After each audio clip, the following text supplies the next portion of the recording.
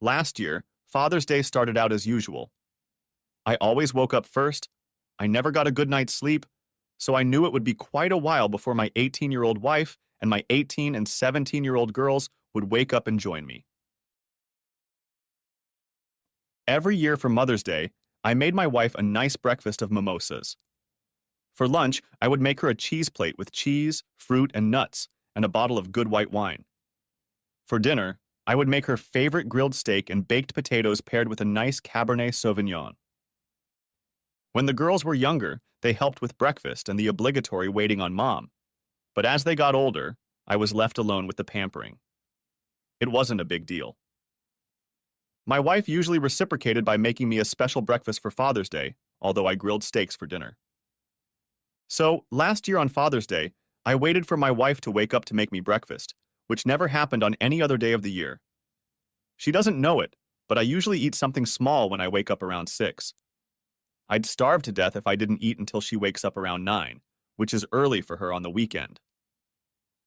When she woke up, she kissed me, wished me happy Father's Day, and started making a special breakfast for the family. For lunch, we went to a kitschy little cafe with Doctor Who-themed sandwiches, and overall it was a good day. My wife is a slave to the calendar and knows when all the important dates fall. She manages everything from holidays to the kids' activities with a dry erase calendar hanging on the side of the cabinet in the kitchen. All holidays, milestones, school events, half-days, etc. are written on the calendar. Nothing is ever missed. Except when I miss something, of course. The following year, when my wife was putting the dates on the calendar at the end of May, she said, "Hey Bill, your birthday falls on Father's Day this year." It wasn't the first time, so I wasn't surprised. I replied, "Great. Don't save money and trick me into not getting 2 presents." Kathy replied with a laugh, "You won't survive if you get cheated out of a gift. I'm going to have to do something special for you this year." Next chapter. The weeks leading up to my big day were strange in our home. My wife was acting strange, working late, snapping at me and the girls over little things, and getting dressed for work more often. She worked as a bakery manager at our local grocery store. She had never worn makeup before, but around this time she started doing it.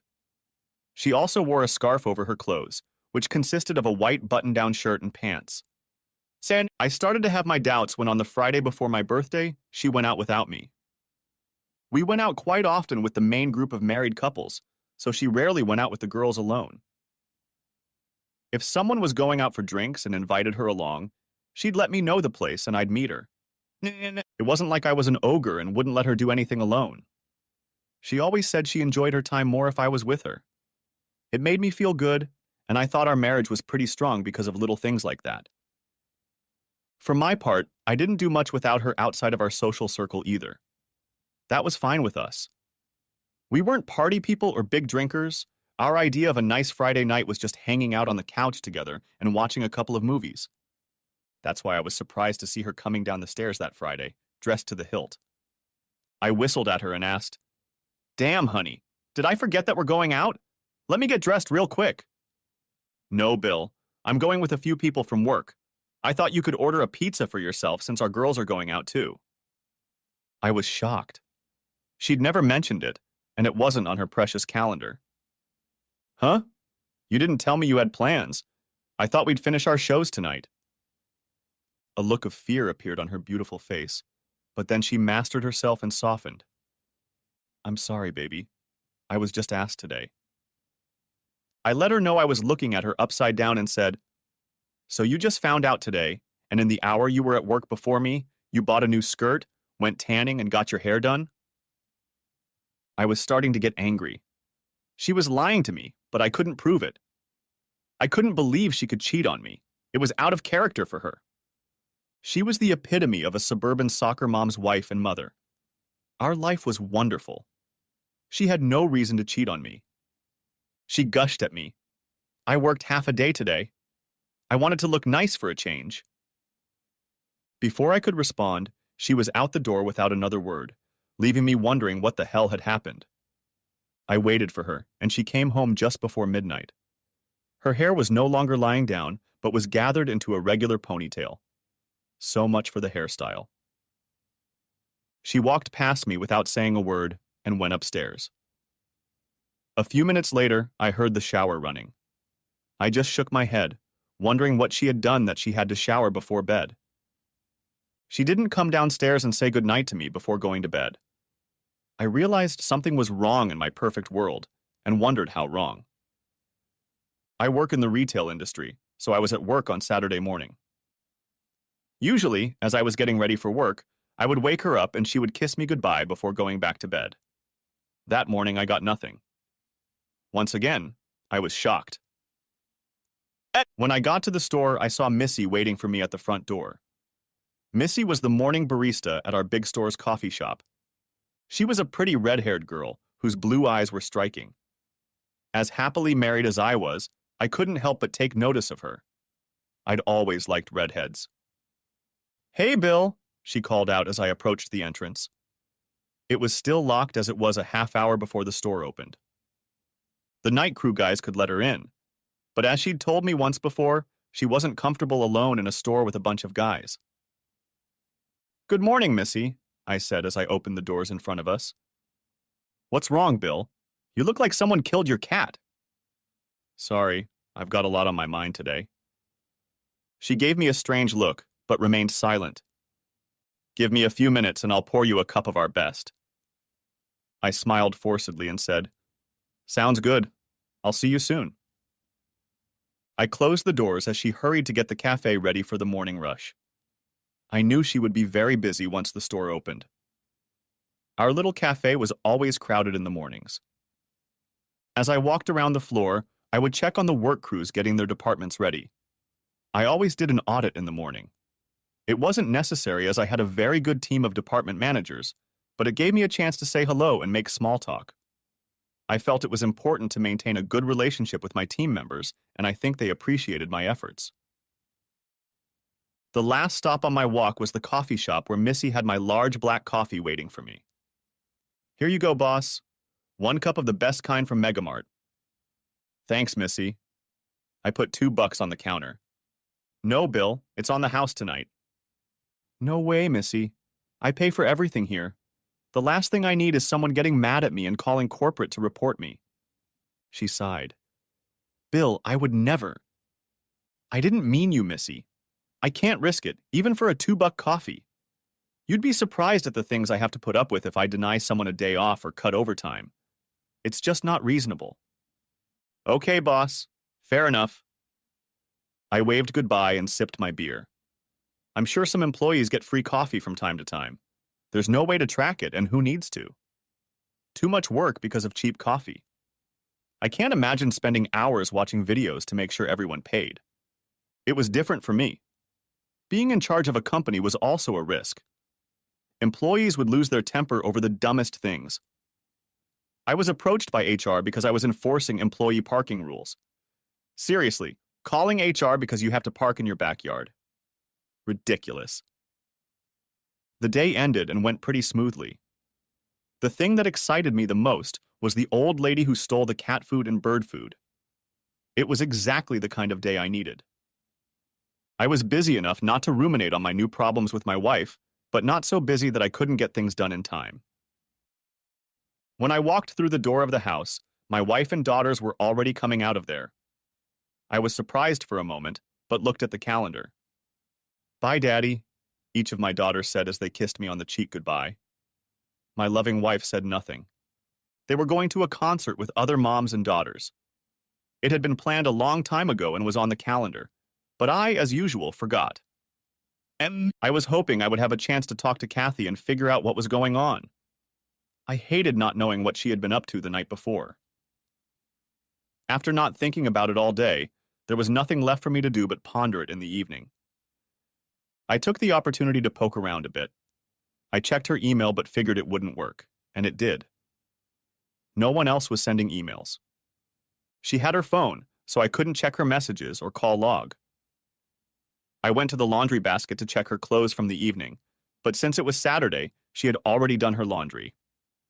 I didn't get anything done, and after watching a movie, I went to bed feeling no better than before.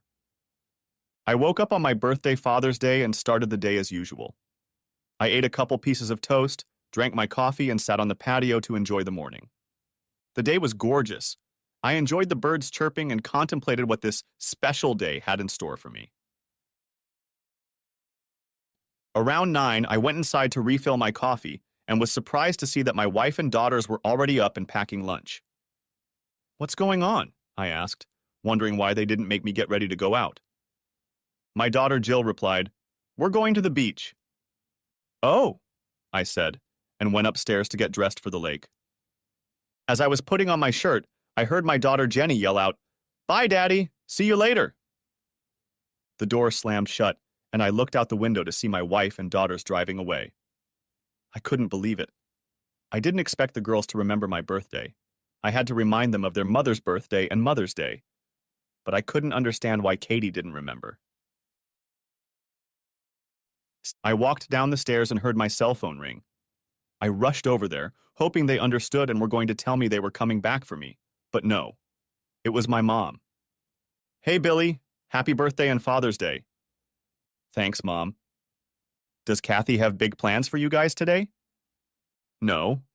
She took the girls to the beach a few minutes ago." "Really? That's not like her. I'd bet she'll make you a nice breakfast and make this day special for you." "Yeah, I honestly don't know what's going on right now. She's been acting weird for weeks now." "Well, don't fuss. She probably has something special planned for later. I've got to get to church. Love you, Billy." "Love you, Mom." My mom was to be loved. She was an eternal optimist and loved Kathy as if she were her own flesh and blood. She and Kathy had visited each other regularly since my father had died a few years before. Kathy wanted to make sure Mom wasn't too lonely. So I was standing there wondering what the hell was going on with my marriage when the phone rang again. It was my assistant manager, Ann. "Bill, we had an incident at the coffee shop this morning." "What happened?" "Missy was on the stairs when she was pushed by a customer. She lost her balance and fell." "Oh my God, is she okay?" "They took her to St. Alex's Hospital to get x-rays. She might have a broken arm or something." "Shit. That poor girl. Have you been switched?" "Yeah, we're all set. I just didn't want you to catch me off guard tomorrow. I'm sorry I bothered you on Father's Day." "Don't worry about it, Ann. Thanks for calling." I hoped Missy would be okay. I fiddled around the house for a while and, figuring they weren't coming back, headed to IHOP for breakfast. That turned out to be a mistake for my state of mind. I had to wait a long time, and everywhere I looked there were families. Happy families celebrating fathers and grandfathers. I left before I started crying. I made my way through McDonald's and got a big breakfast of coffee and orange juice. The pancakes were surprisingly good as I sat in the park and ate with a plastic fork and knife. I looked out at the little lake I used to take my girls boating on when they were little. They loved the water. Whether it was swimming, boating, or even fishing, they loved being on the lake. As they got older and almost started college, they lost interest in fishing, and looking back, I think they lost interest in spending time with me at all. In those days, all their outings were with their mother. Probably the right thing to do. Shopping for clothes with their father, I'm sure, would have been burdensome for a young girl. At 1 o'clock, there was no word from my wife. I could only assume there would be no lunch together. I drove to the Doctor Who cafe and ordered a Reuben. Surely the name was related to the TV series, Reuben's Dalek Revolution, or something equally silly. Being a 40-year-old man who has no idea what's cool and what's not, I took a picture and registered on Facebook. I got the usual likes and comments wishing me a happy Father's Day from my friends and acquaintances. Oddly, my mother-in-law commented that she thought it looked like I was at the beach with my wife and girls. Apparently, my wife was posting beach pictures on her Facebook page. I finished my sandwich and headed to a sports bar near the house. I hadn't watched a ball game in a while and decided to drown my sorrows in Miller Lite. The bar was crowded, and I wasn't in the mood for it, so I headed to the cigar lounge next door and treated myself to a $60 Opus X. Happy birthday to me. I sat down at the table and turned on the Sox game, and a couple of guys playing cards invited me to join them. I'm Bill, I said, introducing myself to the older gentleman. I'm Lance, and this is my brother Jerry. Nice to meet you both. They finished dealing and invited me into their little five-card game. Help yourself, Bill, Lance said, setting the cooler on the floor. I thanked him and pulled out a Miller Lite. No kids? Or did the ex have them with a new man? Asked Jerry with a smirk. I frowned and replied, My wife and girls are at the beach right now. They don't seem to know what day it is. Sucks, Lance added. I don't see my boys much. Both are serving. Jerry nodded and said, My baby girl lives in California. My grandson Charlie just turned 2. I'm going there next week. That's great, I said. With my girls turning 17 and 18, I was starting to miss the little ones running around. They both nodded understandingly. After some time of small talk, we somehow got back to the subject of my wife. Do you think she's really oblivious, or is she avoiding you on purpose? Jerry asked. Asked Jerry. It was a great question that I was pondering as well. I told them about the past few weeks, up to and including Friday's problems, and they shook their heads. She's cheating on you, Lance said. Jerry nodded in agreement. I can't believe it, I said. But as soon as he said it, I realized it was the only explanation that made sense, and I tried to believe it wasn't true. Listen, Bill, Lance said. I've been through this before. The changes in behavior, the sudden nighttime trips in slut clothes, the disrespect. I've been there and done that, buddy. My wife had fun with a coworker a couple times, and when I found out about it, I divorced her. Biggest mistake of my life. What? Snapped back at me. She cheated on you. How can divorcing her be a mistake? In my opinion, there was no excuse. Cheating is the end of a marriage, plain and simple. Period. End of story. Bill, I've been broke for 5 years paying her alimony and child support. I missed her every damn day, loving her across town in my lonely apartment while she was lonely in my house.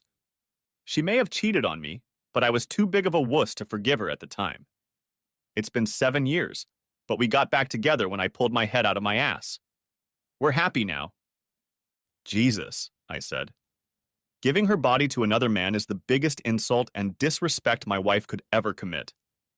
If what you say is true, and she's having an affair, then she's either so involved with her lover that she's forgotten my birthday, or she's blowing me off on purpose. Either of those options is unacceptable. Lance shook his head. Bill, trust me.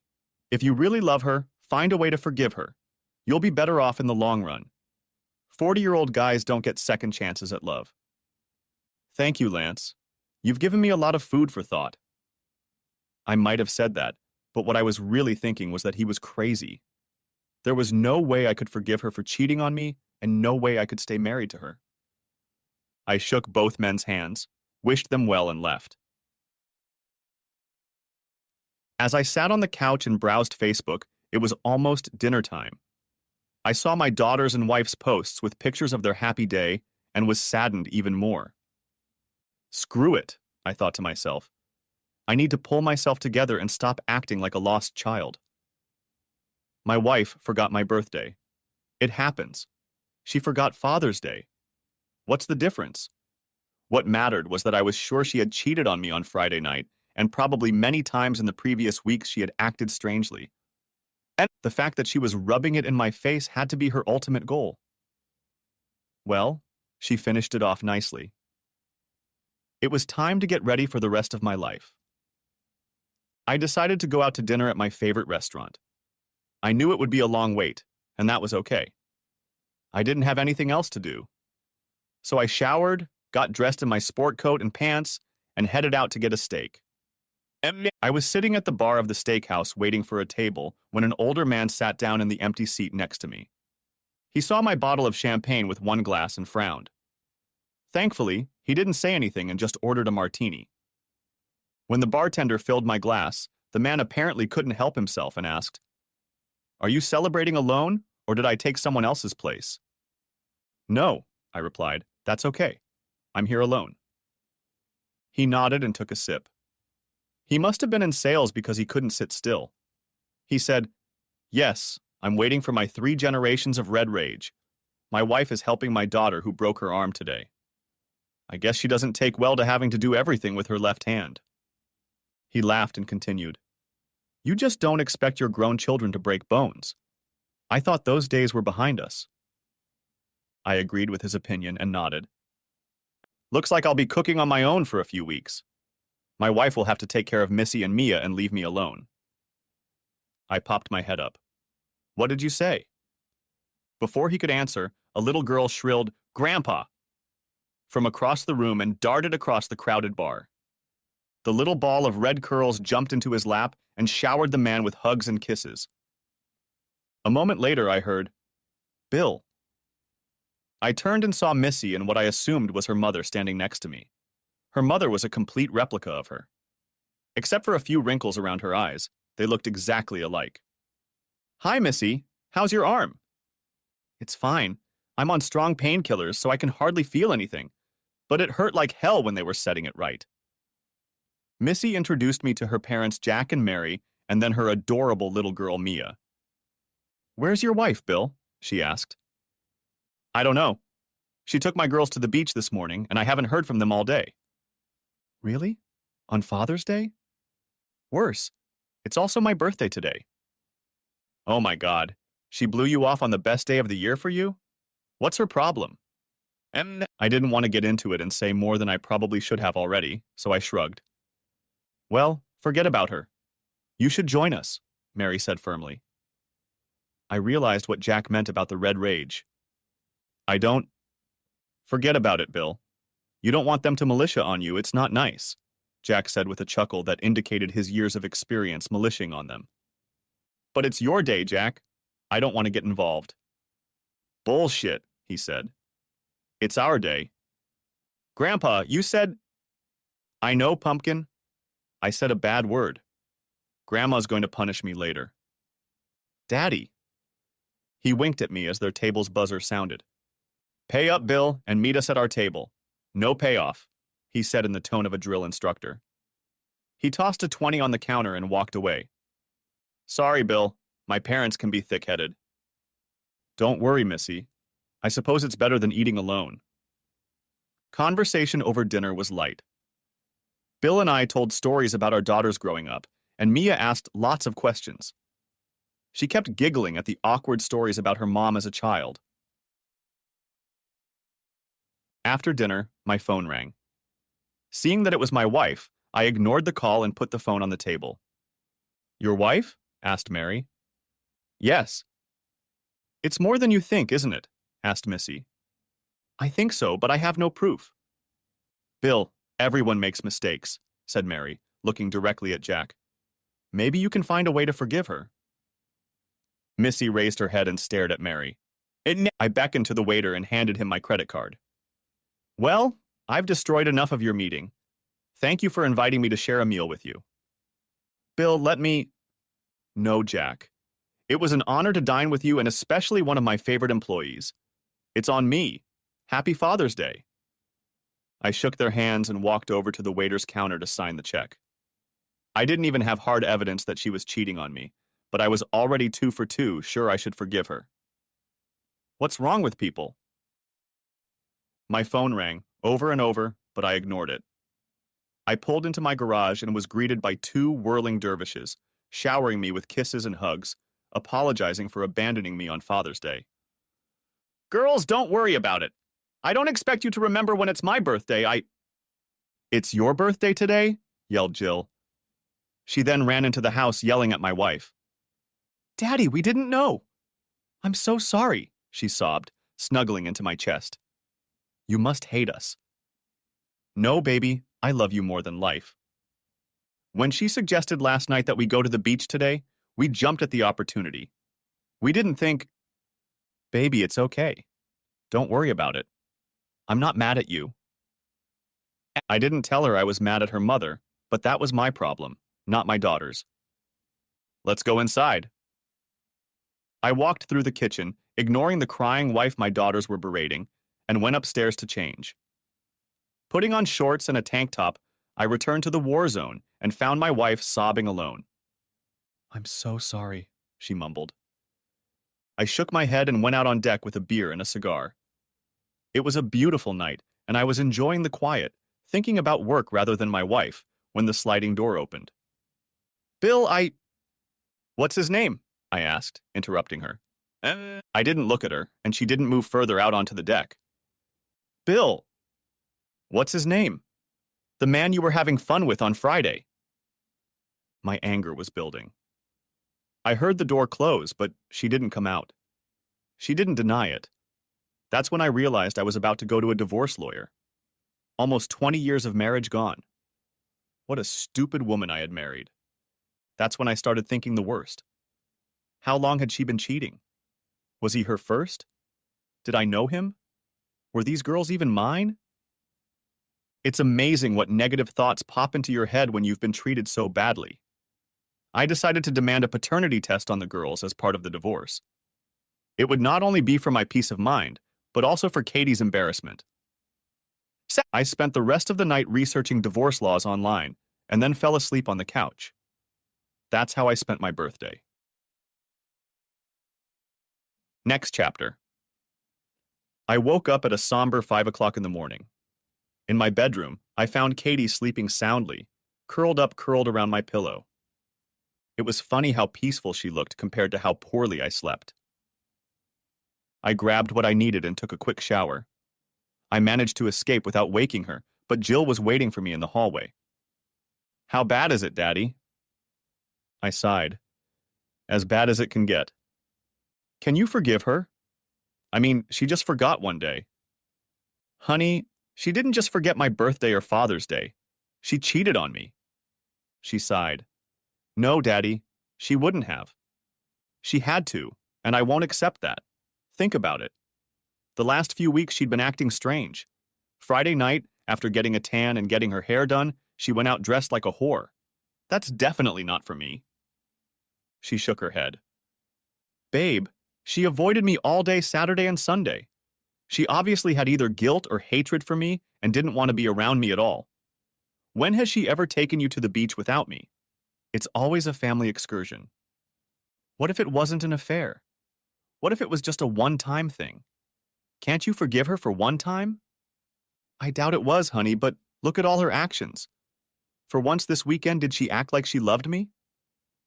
Daddy, you didn't see the look on her face when Grandma called her to ask why she didn't call Grandpa to wish him a happy Father's Day. She dropped the phone and yelled, "No." So loud we thought Grandpa was having a heart attack or something. He's fine, Dad. Mom was sobbing on her knees until we lifted her up and sat her on the couch. She kept saying she loved you, over and over. Honestly, Jenny wanted to call an ambulance for her. She thought she was going to have a breakdown. We calmed her down and managed to get her to call you. Jill, I don't know what you want me to say. She doesn't love me. You can't cheat on your spouse and love your spouse. That's not love. That's selfishness. Love should be selfless. When she got involved with another man, she discarded me. She hugged me and cried. I'm going to assume it wasn't some random guy she picked up at a bar. She must have flirted or accepted his flirting with her. There should have been touching, all of which preceded the first time she had sex with him. All of these actions are a betrayal to your spouse. You can't be in love with someone and show someone else affection. Please don't divorce her. I have to go to work. I'll talk to you later. She walked into Jenny's room. I'll be sure to tell her about what we talked about. There would be no more secrets in our family. I wondered how much longer we would be a family. I knew Katie would be too busy at work to try to call or text me, so I spent most of the day alone. The only thing that made the day not quite normal was filling out corporate forms related to Missy's accident. She was due to be compensated for her vacation, and I hoped she wouldn't be too worried. I didn't know anything about her personal life except that she wasn't married. She came in to sign forms and fill out an accident report. I wrote it for her, since she had poor left-handedness, and she signed it. How are things at home? She asked. Not so good. She didn't deny it when I told her about her affair. Shit, Bill. I'm sorry. I'm sure you don't want to know my life story, but I understand how you feel.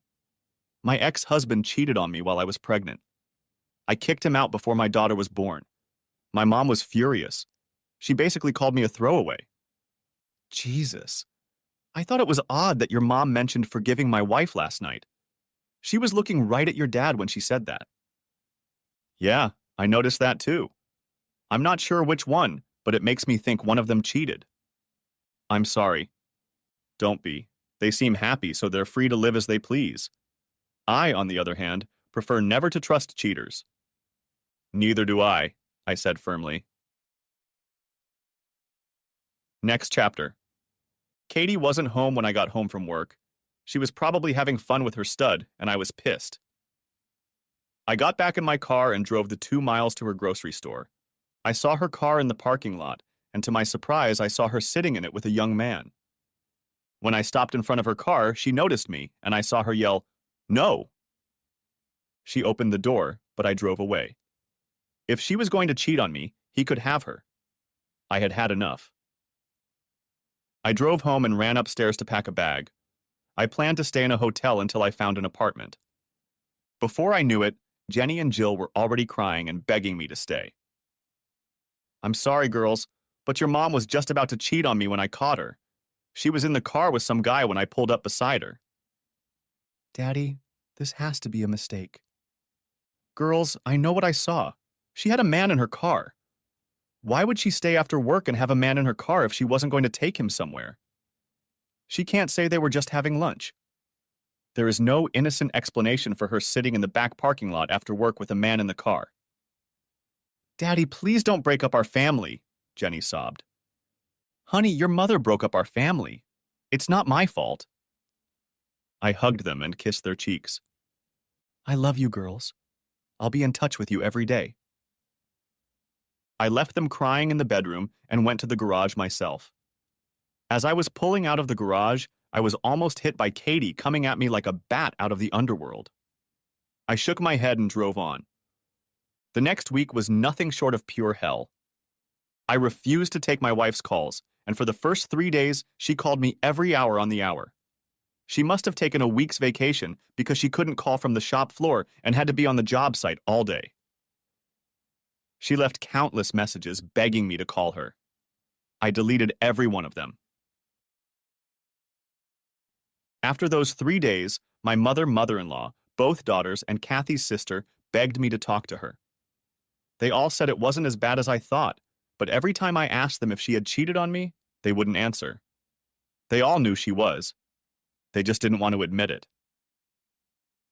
I stopped answering everyone's phone calls. I told my daughters I would talk to them, but their mother was not to be talked about. I had to hang up twice before they believed I was serious. At the end of the week, I met with a lawyer. I wanted to just split the house in half. She would keep the house until the girls moved out. Then we'll sell it. The lawyer said I could get more than half of the proceeds for the house since my contribution to the down payment and monthly payment is more than Katie's, but I told him to just split everything equally. I thought alimony or maintenance was a foregone conclusion, but it turned out that since my wife makes enough money to support herself on her own, I wouldn't have to pay her anything. That was the best news I've gotten in a while. I wouldn't have to pay her to have fun with her lover. The only catch was that I had no proof of her cheating. The judge might not allow it and reduce it to irreconcilable differences, and I'd have to prove that we were trying to have a relationship. I decided to take my chances. With my attorney preparing to file for divorce, life went on. There would be no forced mediation or counseling. There would be no lawsuits for alienation of affection. There would be no drawn-out fight. The split was fair, and any judge could see that even blindfolded. However, nothing was ever that simple. What she could do was fight. When she was served with the papers, she unleashed the whole family barrage on me again. It turned out that she had only entertained a boyfriend once that Friday before my birthday, or she convinced everyone that she had. I was labeled as the bad guy because I wouldn't let her explain everything, as if any explanation would have been acceptable. My mother basically called me a wuss because I wouldn't fight for my marriage. My mother-in-law told me we were even because I also broke my vows by not staying with her during the hardest times. My daughters told me I had to stay in the family because our divorce would scar them for life. It was unrealistic. I had done nothing wrong, yet I was being blamed for the divorce. It got to the point where I asked my daughters to give their saliva for a DNA test. They refused until I lied to them and told them it was a court order. Kathy wrote me a letter that was mailed to my store. I read it, and it said she was caught up in the guy's attention to her. I say guy because the bastard was only 21 years old. They only did it once in the back seat of his car, and he was really bad. As if the fact that he was a loser was supposed to make it all better. She also said that when I caught her in the car with a guy, I told him privately to never talk to her again. It didn't matter. She cheated on me once, and once was enough. The best part was that because she gave me the letter, I didn't have to prove the cheating in the divorce. She did it on her own. That meant I didn't have to file for irreconcilable differences and prove that we were trying to work things out. Karma was finally on my side. She tried to resist the divorce, but when the judge saw the terms I proposed and her letter confirming the infidelity, he approved it. I would be divorced in 60 days. And so I found myself alone on an island of desolation. For refusing to talk to her, I was labeled immature and an asshole. It got so bad that my mother and my daughter stopped talking to me. It hurt, but I was on the side of righteousness, and if they didn't like it, well, too bad. I called my daughters every other day. They never answered, but I left voicemails telling them what was going on with me and asking what was going on in their lives. I didn't let them blame me for our lack of communication. I continued to make every effort and get in touch with them, whether they wanted me to or not. One thing that changed was that I started having coffee with Missy on Sundays. It started innocently enough when we ran into each other at a local coffee shop. She and Mia lived in the neighborhood and were out for a walk. I invited them to join me and told her about my travails, while Mia watched cartoons on my iPad. "I'm sure your daughters will come around, Bill," she said. "They're young, impressionable, and living with your wife. There's no telling what nonsense she's put in their heads." "I hope you're right. I just hope they're not too far gone. I miss them like hell." No. The next week, I walked into the same store at the same time and was reading when I heard, "Hello, stranger." I smiled and invited them to join me again. "Is this normal for you, or are you stalking me?" she asked with a smile. She asked with a smile. She asked with a smile. "No, I live nearby and I like to have a cup of coffee and read on Sunday mornings. It's kind of lonely at home, so I come here." She sipped from her cup, and we chatted about the neighborhood until we parted ways. It wasn't a conscious decision to meet every Sunday, but we did. I enjoyed her company, and little Mia was just adorable. The day the divorce became final, I knocked on the front door of my old house. My wife answered me, and it was obvious she was crying. She didn't say a word, just invited me in. "Are the girls home?" I asked. "They're watching the musical at school. I know why you're here. I expected you to come tonight." "Really?" I asked with a smirk. "Right. You waited until it was too late to stop it, didn't you?" "Yes," I said. "I knew you would beg and plead and tug at my heart trying to make up, and I couldn't let that happen. You broke my heart, and there's no way I'm forgiving you." "Damn it, Bill. It was a one-time thing. One bad mistake. Why couldn't you forgive me? Why couldn't you find a way to stay with me? Didn't you love me as much as I loved you all those years ago?" I laughed. "Did you love me when you were flirting with your jerk?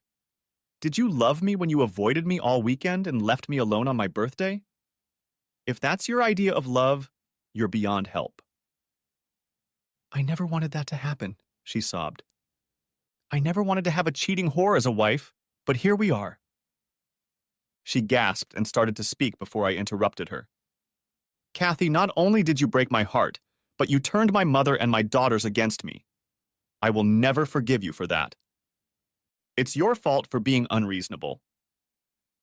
I got angry and said, "If you don't make my mother and my daughters apologize to me and make things right, I will tell every man you date that you are a cheating whore. I will try to ruin every relationship you have in the future because you ruined mine. I don't need anyone else." Wrong answer. I guess I'll have to find other ways to hurt you and embarrass you. I stood up to leave and she grabbed my arm. It's not my fault. You can't blame me. Oh no? Did I cheat on you? I don't think so. You know what's really disgusting? You're letting your daughters grow up believing that cheating on their husbands is acceptable. Because of your behavior, they will go into adulthood believing that you're a saint and I'm a sinner, and it's okay because it was a one-time thing. So screw it. I'm not going to get down on myself because some asshole made you feel sexy.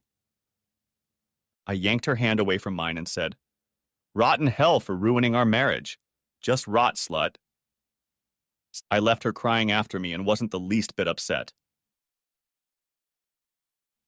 A few weeks later, Missy knocked on my office door. "Got a minute, Bill?" "Sure, come on in." I frowned as she closed the door, expecting something bad to happen now. "Bill, does the company have a rule against dating other employees?" I hated it when she asked me that.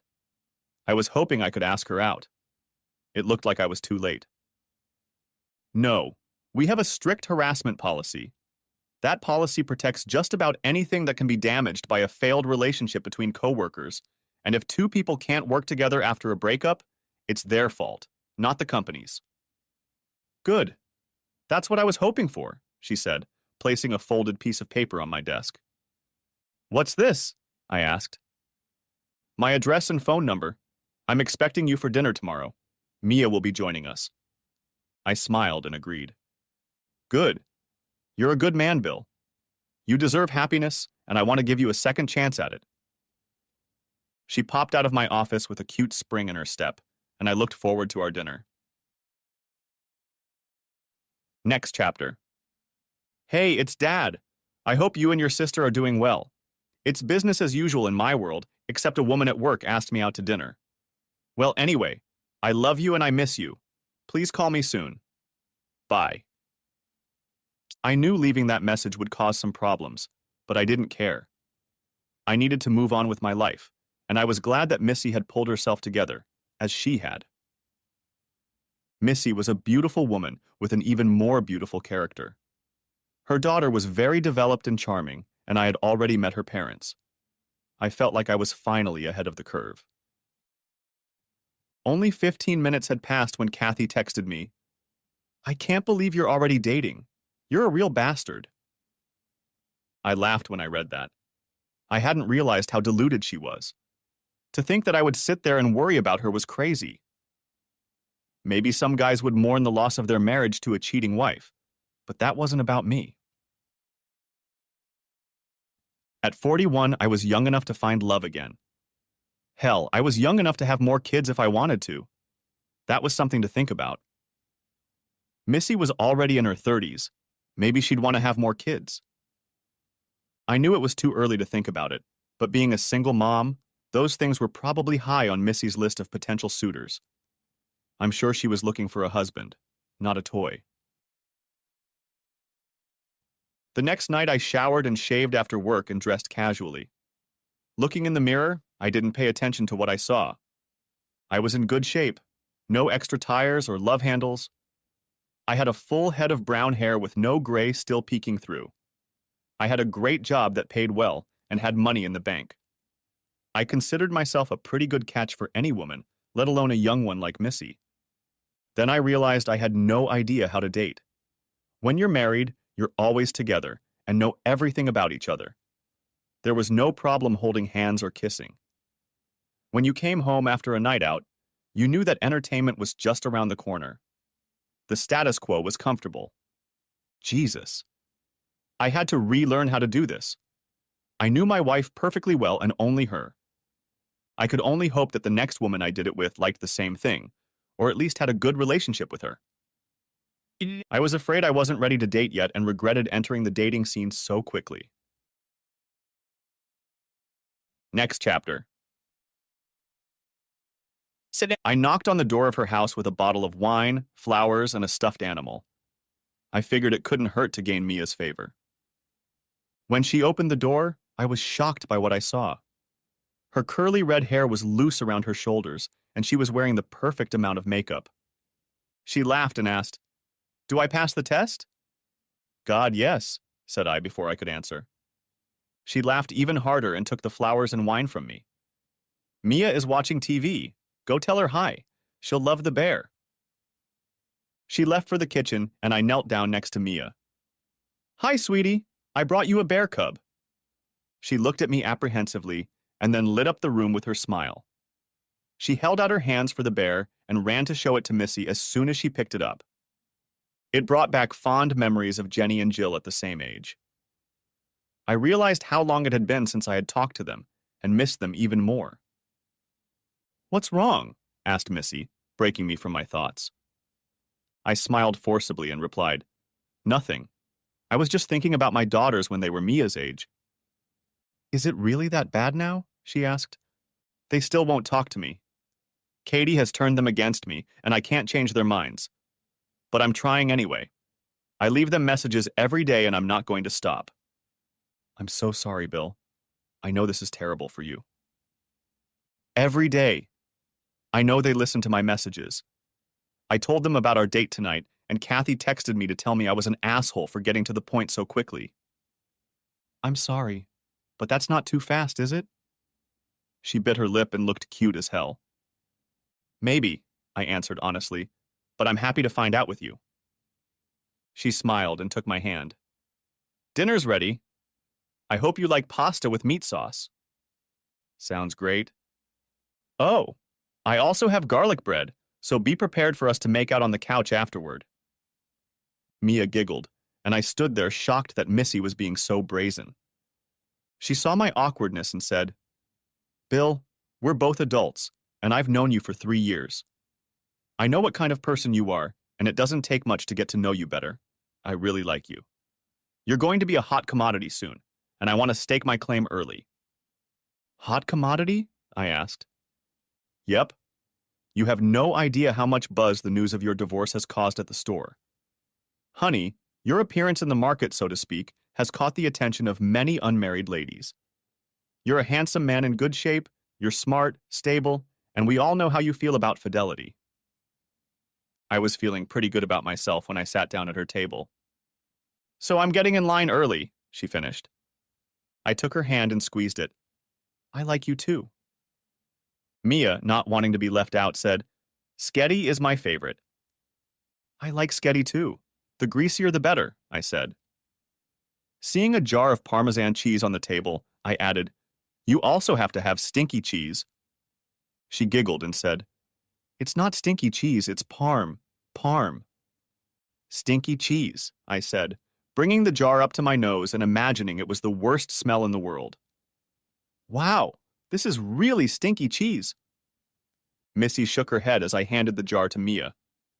She sniffed it, shrugged, and poured a generous portion over the spaghetti.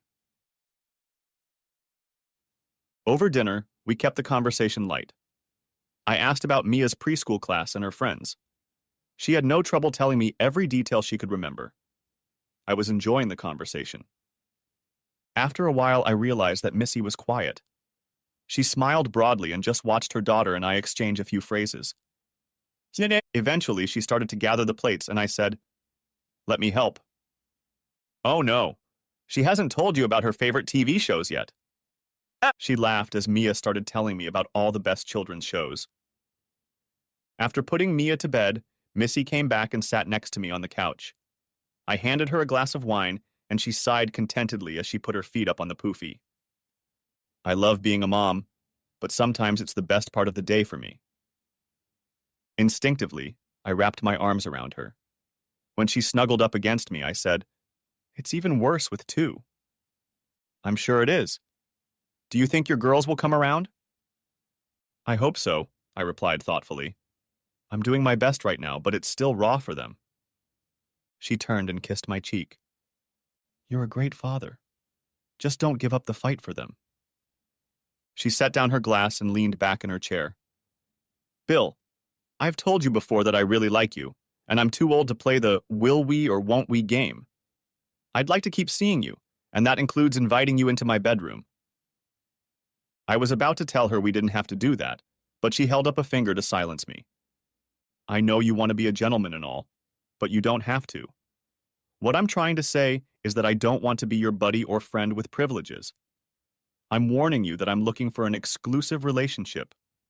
I have a daughter to think about, and frankly, she needs a daddy just as much as I need a husband.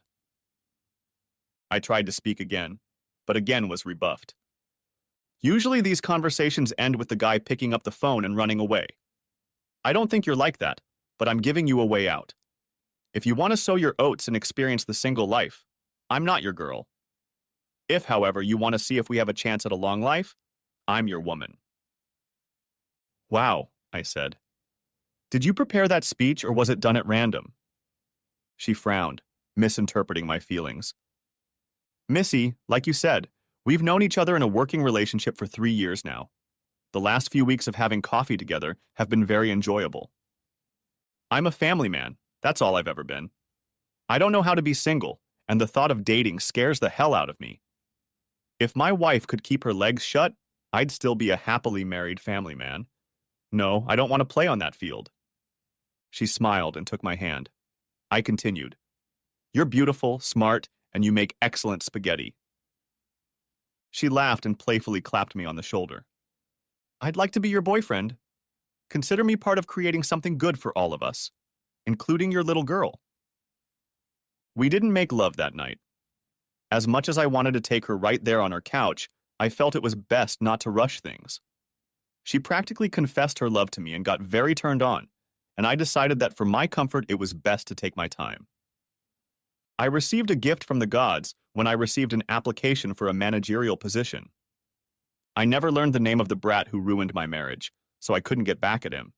But when he showed up for the interview for the night manager position, I recognized him immediately. I knew he would never recognize me, but he might have recognized my name, so I asked Anne to interview him and hire him on the spot. On the second night of his job, I waited in the parking lot for him to start his shift. I walked over to his 90s car and put a 40-inch TV I had bought from a competitor in the back seat. We sold the same model, and I happened to know that one of them was accidentally lost in a storage unit. In the morning, I timed my appearance to coincide with the end of his shift. I walked him to his car, chatting along the way about what he thought of his crew of guys. As we pulled up to the car, I noticed the TV in the back seat and pretended to be shocked. Jeff, you bought a TV before your shift? We're not open yet. No, Bill, it's not mine. I don't know how it got there. Jeff, I think we should go back to the store. Bill, you have to believe me. Check the cameras. I shook my head and said, okay, bring the TV. We went back to the store and the kid was scared to death. I thought he was going to cry at some point. We didn't have night security because the store closed for the night and we didn't need a night crew in the store. We had cameras everywhere and only one place to turn them off. Only the managers had the key to that room. The camera was pointed at the door to the room, but it was above the doorway to the stairwell. I had mentioned this to security years ago, but they never corrected the situation. So I easily opened the door to the stairwell, walked over and covered the camera with a piece of black duct tape. Then I turned off the security camera system. Well, technically I shut down the computer that controlled the system. When I brought him into the room and he saw that the computer wasn't working, he panicked and kept harping on about his innocence while I called the police, per the rules. When all was said and done, the guy was convicted of a misdemeanor and got no jail time. I was hoping he'd get a couple months, but it wasn't expensive enough for television. He had to do a bunch of community service and pay a fine, which surprisingly was more than I paid for the TV. With a felony on his record, he's also going to have a hard time finding a retail job. That made me happier, but still not worth the risk I took. True, the corporation had improved security by installing cameras in the parking lot. They were long overdue. He was stupid enough to never realize that I did it. He tried to blame the team for setting him up, but he couldn't prove anything. They didn't miss him when I fired him. On a brisk Saturday morning, a week after dinner with Missy, I saw her waiting in the car to warm up. When I parked next to her, she met me at the door and greeted me with a kiss. Are we still having dinner tonight? She asked. Sure. Good. I have something special I'm cooking for us. You won't want to miss it. I wouldn't. Is that the tramp? Asked Katie from behind me, interrupting me. Excuse me? Shouted Missy, fully exposing her claws. Katie, what do you want? I asked, getting annoyed. I've been trying to reach you. Did you block my number? Yes. After your 30 messages about how I'm a bastard for carrying on, I've had enough. What do you want? I want to talk about girls. We need to deal with college. They can go wherever they want. I've taken care of the money for them. I'd like to be a part of it, but since you sicked them on me, they won't talk to me. They're afraid you won't pay for the school. Of course I'll pay for it. I still love them, even though because you can't keep your legs closed, I lost them in the divorce. Missy laughed. Kathy looked at her and said, It's not my fault you couldn't forgive me for one slip-up. Huh? One slip-up? It was only one time because you weren't restrained. I dealt with you right away. Never mind. You're still supposed to be my husband. We should still be a family. You're delusional. You cost me my marriage, my family, my daughters, and my mother. I swear you better never date a man if I find out about this. You'll never see a second date. Nobody wants to date a cheating whore, unless they know about your reputation and are looking for some easy entertainment. I turned and walked toward the store. I heard yelling behind me and turned around to see Missy pinning Katie against the car, pointing a finger in her face. Stay away from my man, bitch. You threw him out and I picked him up. I ran up and pulled her away. Stop it, Missy. She's not worth this kind of trouble. You heard me, bitch, yelled Katie, and turned and walked towards the store. Please go away, Kathy. We broke up and it's your fault. Yours and yours alone. I left her sobbing by the car. I caught up to my panting Missy and took her hand. She lifted her head and smiled at me, slowing down. I'm sorry, Bill. I guess I was too territorial. Oh no, I like it when women fight over me in the parking lot. It's very good for my ego. We laughed and went inside to take care of business. Later that morning, I got a call from my mom. When I answered, she muttered, Billy, She didn't finish, and I heard a knock, but the call didn't end.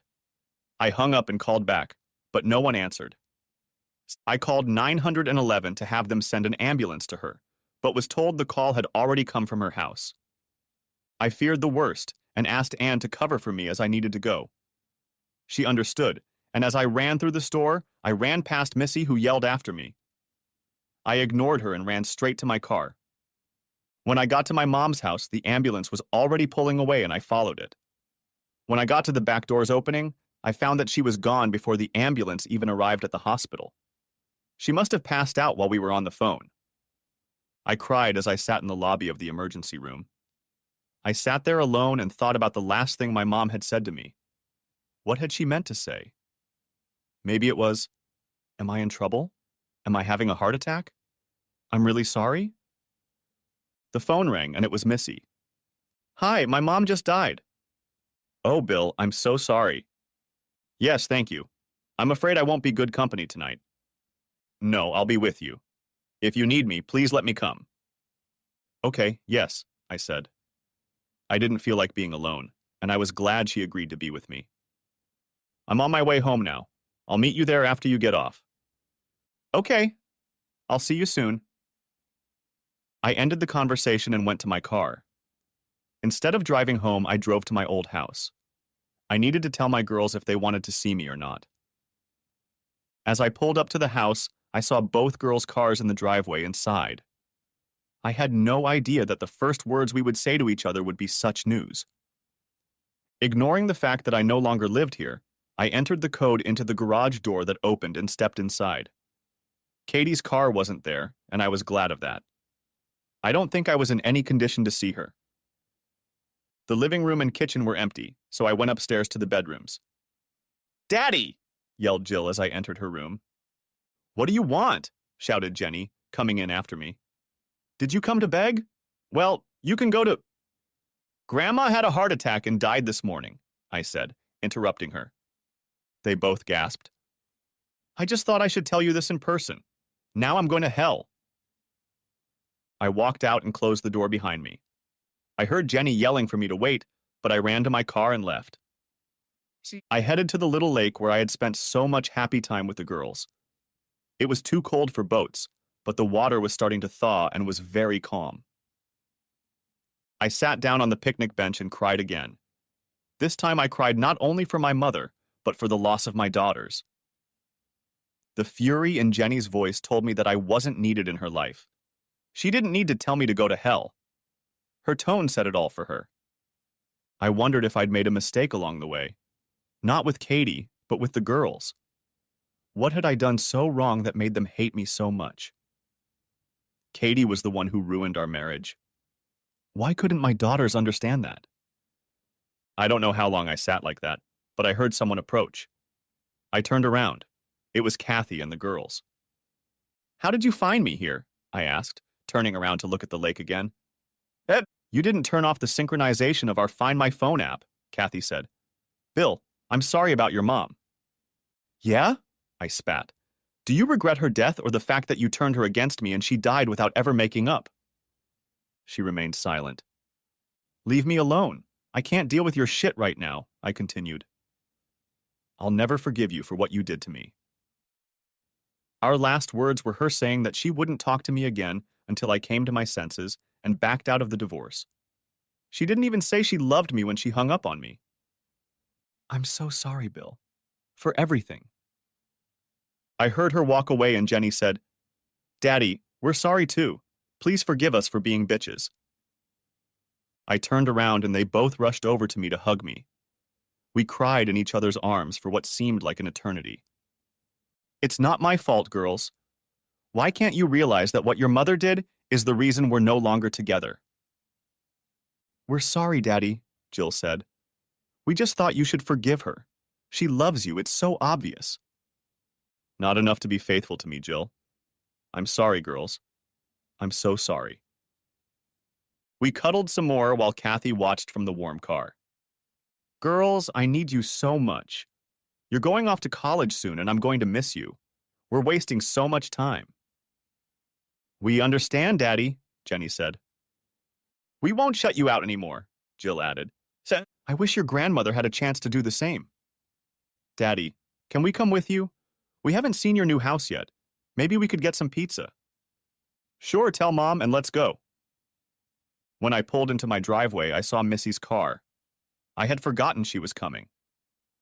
"Girls, it looks like you're going to meet Missy." "Is she your girlfriend?" they asked in unison, making me laugh. "Yeah, well, I mean, we just started dating." "Look how he's blushing, Jenny. It's so cute." They jumped out of the car and were at Missy's door in no time. They peppered her with questions, and I could see that Missy didn't understand what was going on. "Girls, leave her alone. Show her inside and I'll introduce you all." They kissed me on the cheek and scurried off to my garage, and I walked over to a shocked Missy. "Sorry about that," I said as she opened the door. She smiled radiantly and kissed my cheek. "Your daughters?" "Mm-hmm. Come on, you'll be formally introduced." "I wish I knew, dear. I must look terrible."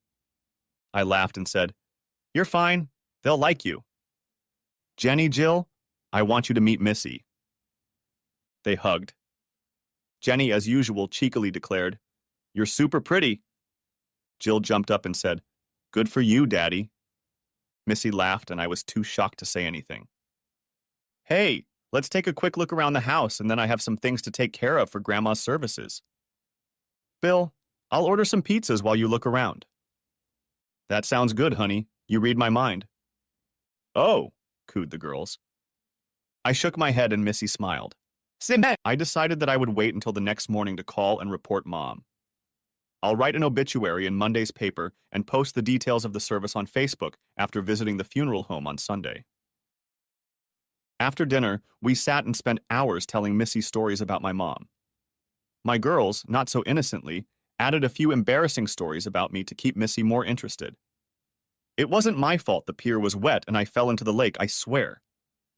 Before I knew it, it was 10 o'clock. "Girls, time is slipping away from me and it's getting late." They frowned and asked, "Can we stay the night?" "I don't have beds for the guest rooms yet. Tell you what, I'll pick you up in the morning and we'll go out for breakfast, okay? If you don't mind, I could use some help sorting out Grandma's stuff too. Sure, Dad. We'll help with whatever you need. Thanks. Missy, do you want to go for a ride? Or do you need to go home to Mia? She's staying with my parents. Jill jumped up. Who's Mia? Mia is my 4-year-old daughter. They both squealed, and Jenny said, Oh my God, I can't wait to meet her. Missy laughed at their excitement and replied, Someday soon, I promise. Okay, let's go. They're wonderful girls, Missy said, as we sat on the couch shortly after returning to my house. I'm glad you were able to get back together with them. I sighed. I am too. I just wish it hadn't taken my mom passing away to do it. She snuggled into my arms, and I fell asleep with my arms around her. When I woke up in the morning, she had a blanket covering us and was still snuggled up against me. I missed being so close to someone. I kissed the top of her head and said, I'm sorry I fell asleep on you. She moaned, stretching. It's okay, baby. You've had a very emotional day.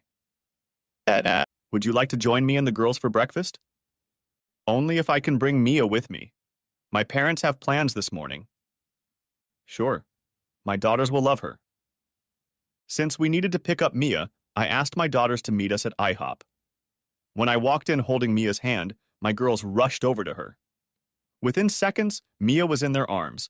They had her spun in the air, and then they began tickling her and showering her with kisses. All the while, she squealed and giggled with a huge smile to the point of yelling, I have to go to the bathroom. The girls said in unison, We'll carry her, and scurried off to the bathroom. I don't know, Missy. Do you think they'll get along? I asked with a smirk. She playfully clapped me on the shoulder and kissed my cheek. I hope they'll be together for years to come, she said. She was thinking pretty long term, and technically we only had one date. It was a little unnerving, but I was sure I could handle the feeling. As we ate, Mia and my daughters chatted nonstop about everything in the world. I could tell in my eyes that Mia loved to talk, and not just about herself. She asked so many questions about my daughters' lives that I think even my girls were surprised. My daughters were neighborhood babysitters, so interacting with young children was their forte. They knew all the hot kids shows and movies, and Mia would eat out of the palm of their hand. They also got along great with Missy. They showed no hostility or anger when I met her, which shocked me. They refused to socialize with me for months after my divorce, but as soon as they met my new girlfriend, they immediately became best friends? I didn't understand it, and I would have to try to get some sort of explanation from the girls. After dozens of phone calls, starting the long process of cleaning my mom's house, and a visit to the funeral home, I was finally able to sit down and relax. The girls came back to my house for dinner, and Missy and Mia went their separate ways after breakfast. Missy decided it would be too emotional for us, and wanted to avoid the discomfort of having Mia ask questions about everything while we sorted things out at my mom's house. Daddy, are you in love with Missy? Asked Jenny unexpectedly. We've only seen each other a couple times outside of work. It's a little early to call it love. Okay, Dad, Jill said, like I was an idiot.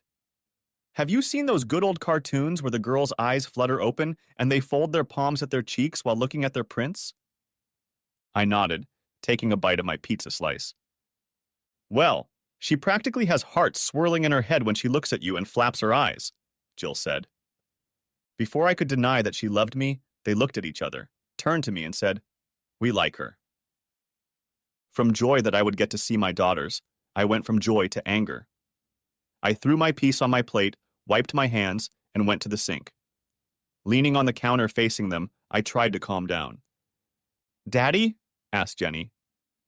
Girls, how can you break my heart all this time and now sit there and tell me you like my girlfriend? What did I ever do to you that you thought it was okay to shut me out? Ignore me? Tell me to go to hell when I see you for the first time in my life? What did I do? Do you know how many times I cried leaving you a message I knew you didn't care to get? Mom made us. What? Exclaimed I. Jill replied, It all started when Mom told us that if you thought you were losing us, you'd come back to her and we'd be a family again. We're so sorry. I turned around and Jenny jumped up to hug me, seeing a tear on my cheek. Daddy, we're sorry. After it didn't work, she told us that you left us and weren't going to pay for college because we wanted you to stay with her. She told us that the messages you were leaving were just a ploy you used in the divorce to make it seem like you were a good guy to please the judge. And you believed that? Dad, how would you react sitting with her day after day and hearing her defend her one-time mistake against 20 years of love? We thought you were being unreasonable. And I was? Would you let your boyfriend cheat on you? I didn't have an answer. Where does the line get drawn? I asked firmly. Once? 2? 5? Answer me? They began to cry and we embraced. Their hugs immediately calmed me and I felt awful. I'm so sorry, girls. I missed you guys so much. After each of them expressed their love for me, I said, It's time to bring you home. You have school tomorrow. Don't forget to ask your mom to tell them about the wake and funeral. You're going to need some free time this week. We hugged one more time, and I watched with warmth in my heart as they drove away. I looked up at the sky and said, You didn't have to go to bring the girls back to me, Mom, but thank you. I'll miss you. Wakes are hard for me because I always felt uncomfortable sitting in a room with a dead body. My mom's wake was especially hard.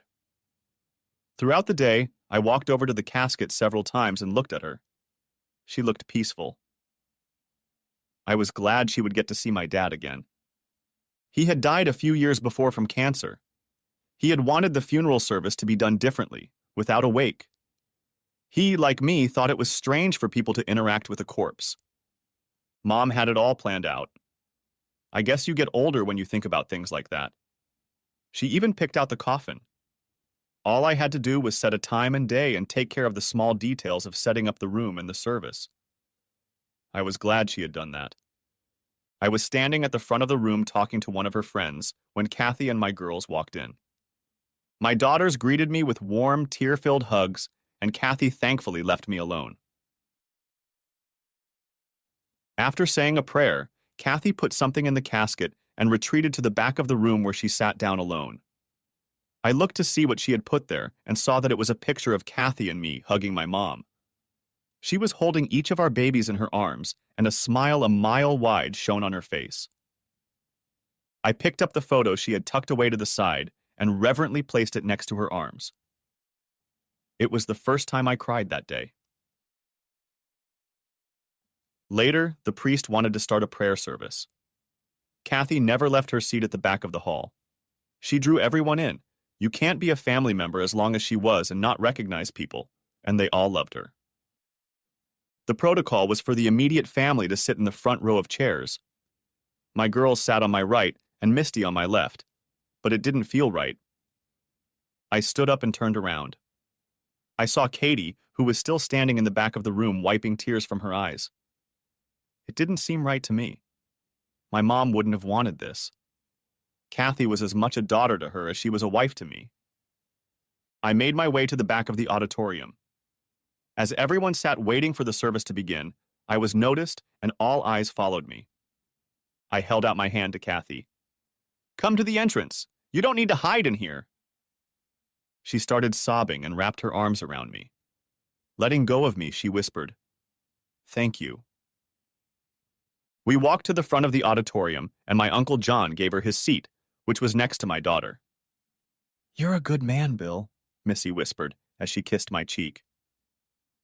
It was the strangest feeling of my life to hold Missy's hand when my ex-wife was only a few feet away from me. I prayed that I wouldn't regret it later and have a problem with them. As we were wrapping up the day, I was already saying goodbye to the last of the visitors when Kathy came up to me. With Missy by my side, I wondered what Kathy would do. I hoped she wouldn't start a fight out of respect for my mother. Bill, thank you for inviting me into the family today. It means more than you can imagine. She loved you like a daughter. It was the right thing to do. Oh, that reminds me. If you want, you can ride in the limo with us and the girls tomorrow. She hugged me and cried. I felt Missy's hand touch my lower back in a bossy way, and I began to fear that a fight was about to break out.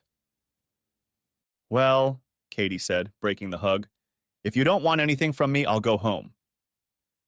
I shook my head in refusal, and she smiled briefly at Missy. I'm glad you're here for him. You may not know it, but he's been a mama's boy. It's going to be very hard on him soon that she's gone. No. With those words, she turned and walked out of the room. Missy put her arm around my shoulders and said, "Let's get you home." I threw my keys in my locker and walked to the kitchen, glad the day was over. Missy sat down at the table and accepted a cold beer from me. I think things with Katie went better than you expected. You handled it well, she said, while I enjoyed a cold Sam Adams. Yeah, I'm glad I did. I really expected her to start something with you. Well, I'm sure the girls helped with that. We just need to get through tomorrow, and everything will be fine. I hoped she was right. I don't know why I had a bad feeling that Katie wouldn't be able to handle dealing with Missy.